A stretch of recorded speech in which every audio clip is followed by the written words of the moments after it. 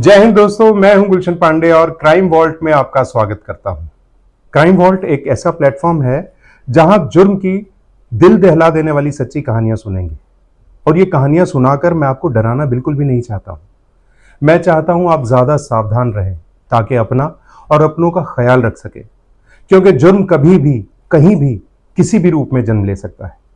तो आइए शुरू करते हैं इस श्रृंखला की सबसे पहली कहानी।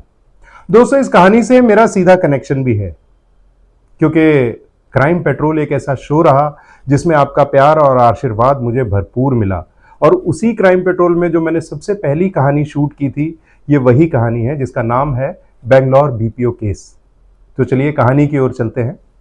बेंगलोर की एक पॉश कॉलोनी, वहां पे एक फ्लैट में सुबह 4 सवा 4 बजे डोर बेल बजती है। एक बार, दो बार, तीन चार बार, 5 बार बेल बजती है।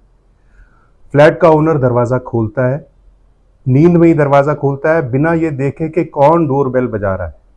दरवाजा खुलते ही 4 अपराधी धड़ाधड़ अंदर घुसते हैं और उस आदमी को दबोच लेते हैं। फिर को घसीटते हुए उसके बेडरूम में लेके जाते हैं, जहां उसके हाथ पैर बांध दिए जाते हैं और चौड़ा वाला जो टेप होता है उसके मुंह पे लपेट दिया जाता है।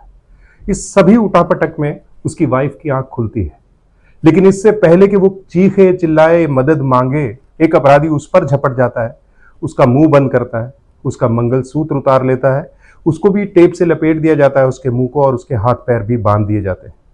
फिर दोनों को वहीं पटक के अपराधी अलमारी में से कुछ कैश और कुछ ज्वेलरी लेते हैं और वहां से भाग जाते हैं। ये औरत बेसहारा, पति शायद उसका बेहोश है, वो रेंगते रेंगते फर्श पर अपने फ्लैट से बाहर निकलती है। दर्द में है, लेकिन बहुत हिम्मत करके वो फ्लैट से बाहर निकलती है और सामने वाले फ्लैट का दरवाजा अपना सर पटक पटक के खुलवाती है। उमेश और मीरा की शादी इस घटना से मात्र 4 महीने पहले हुई थी।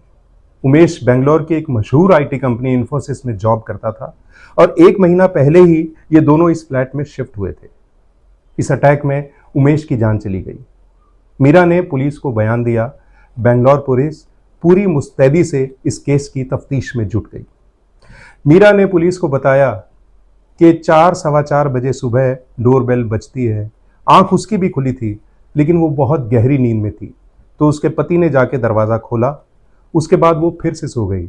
जब उसकी आंख खुली तो वो देखती है कि 4 गुंडे उसके पति को बांध रहे हैं, उसके मुंह पे टेप लपेट रहे हैं।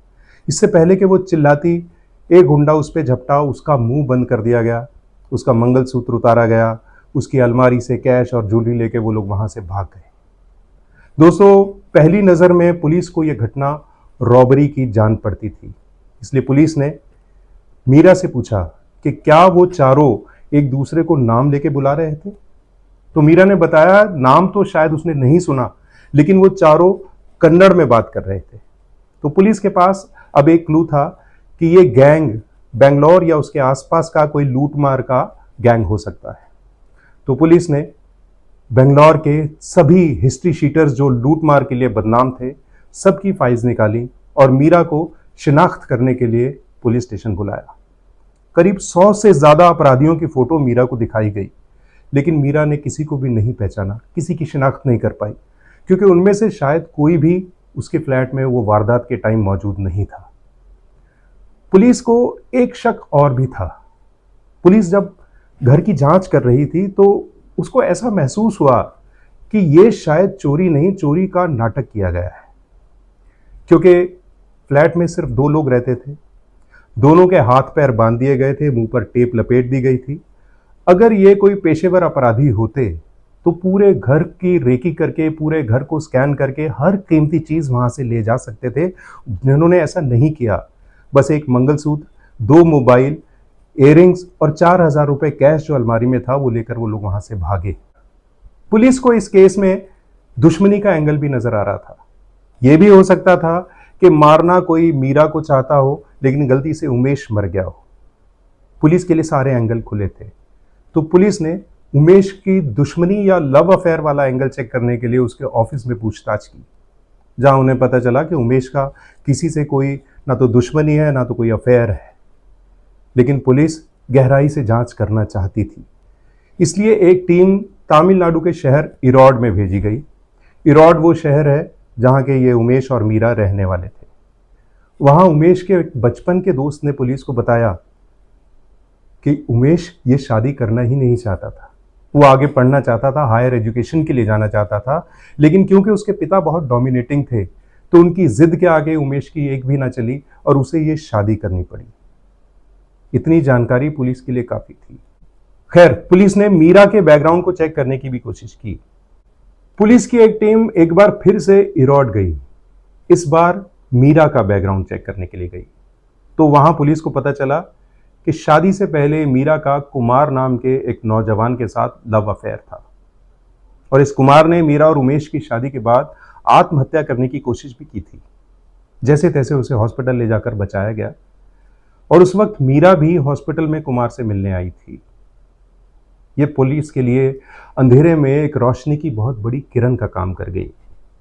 पुलिस ने मीरा के कॉल डिटेल्स निकलवाए, जिससे पता चला कि मीरा की हर रोज कई कई घंटे गुजरात के शहर सूरत में एक नंबर से बात हो रही थी। यह नंबर कुमार का था क्योंकि कुमार उन दिनों सूरत में काम कर रहा था। लेकिन कुमार के साथ साथ कुछ दिनों से एक और नंबर से मीरा की बात हो रही थी। यह नंबर था विपिन का, जो कुमार का ही दोस्त था। मीरा के कॉल डिटेल से विपिन वाले उस दूसरे नंबर को ट्रेस किया गया। उसकी लोकेशन चेन्नई में मिली। वहां से बेंगलोर पुलिस ने विपिन को उसके साथियों के साथ रंगे हाथों पकड़ा। उसके पास मीरा का फोन भी बरामद हुआ। बेंगलोर लाकर उनसे पूछताछ की गई तो विपिन ने पुलिस को सारा किस्सा बता दिया। अब पुलिस मीरा के पास गई और मीरा से कहा कि हमें पता है कि तुम इस शादी से खुश नहीं थी और ये बात तुमने हमें नहीं बताई थी, हमने खुद पता की है। अब बाकी की बातें तुम बताओगी या हम खुद पता करें? मीरा हैरान होकर पुलिस की तरफ देखने लगी। उसे लगा शायद ये पुलिस का कोई दाव है, उसे फंसाना चाहती। लेकिन पुलिस ने जब उससे कहा कि विपिन अब उनके कब्जे में है तो मीरा टूट गई और फिर उसने पुलिस को सारी कहानी बताई। उसने बताया कि हाँ, मैं शादी से खुश नहीं थी। ससुराल में उसका एक एक दिन एक एक साल के बराबर गुजर रहा था। उसे ऐसा लग रहा था वो किसी कैद में है। वो किसी भी तरह इस शादी से छुटकारा चाहती थी और जब भी कुमार से उसकी बात होती थी वो यही कहती थी कि मुझे इस शादी से छुटकारा चाहिए। तो कुमार ने उससे कहा कि तू डिवोर्स ले, हम दोनों शादी कर लेंगे। लेकिन मीरा ने बताया कि उमेश के पिता जो हैं वो बहुत डोमिनेटिंग है और उमेश अपने पिता से पूछे बिना एक कदम भी नहीं उठाता। तलाक जैसी बड़ी चीज वो कैसे ले सकता था? तो कुमार ने मीरा से कहा कि उसको यूएस से एक जॉब का ऑफर है, तो हम दोनों शादी करके यूएस में सेटल हो जाएंगे, वहां हमें कोई छू भी नहीं पाएगा। लेकिन मीरा ने कहा नहीं, मैं एक शादीशुदा औरत हूं, मैं इस तरह से ये नहीं करूंगी, मेरे घर वालों की भी इज्जत है, तो तुम्हें कुछ भी करके मुझे इस शादी से छुटकारा दिलवाना है। कुमार और विपिन अपने दोस्तों के साथ बेंगलोर आए। वहां उन्होंने मीरा को एक रेस्टोरेंट में बुलाया और बातचीत की। इस बार विपिन ने बोलना शुरू किया। विपिन ने मीरा से कहा कि तुम दोनों शादी करो, यूएस जाओ, आराम से वहां सेटल हो जाओ, तुम्हें वहां कोई भी छू नहीं पाएगा, बड़े आराम से तुम लोग अपनी जिंदगी बिता पाओगे। लेकिन मीरा ने कहा कि वो एक शादीशुदा औरत है, बिना डिवोर्स के वो दूसरी शादी नहीं करेगी। तो कुमार ने कहा कि डिवोर्स जरूरी नहीं है, अगर मीरा विधवा हो जाए तो भी तो वो एक दूसरी शादी कर ही सकती है ना, बड़े आराम से। एक प्लान बना लिया गया। विपिन ने मीरा से कहा कि संडे की रात को, देर रात को या अर्ली मॉर्निंग, मैं अपने दोस्तों के साथ तुम्हारे फ्लैट पे आऊँगा। चोरी का एक नाटक किया जाएगा जिसमें हम उमेश को मार डालेंगे। उसका एक दोस्त था जो रिपोर्टर था, उसने बताया था विपिन को कि ऐसी बहुत सी घटनाएं होती हैं जिसमें चोरी होती है और एक आध मौत हो जाती है, तो पुलिस उस मौत को भी चोरी की घटना के साथ रख देती है। अगर कोई सबूत ना मिले तो उस केस को बंद कर दिया जाता है। बस यही प्लान था इन सब का। दिन तय हो गया कि संडे की देर रात या अर्ली मॉर्निंग में विपिन अपने दोस्तों के साथ आएगा और वो मीरा उनके लिए फ्लैट का दरवाज़ा खोलेगी। अंदर पूरा खेल वैसे रचा जाएगा जैसे एक चोरी हुई थी, डकैती हुई थी और एक हादसे में उमेश की मौत हो गई। वो संडे का पूरा दिन मीरा और उमेश ने साथ में बिताया। वो लोग घर से बाहर कहीं नहीं गए। रात को दोनों ने साथ में खाना खाया और सो गए।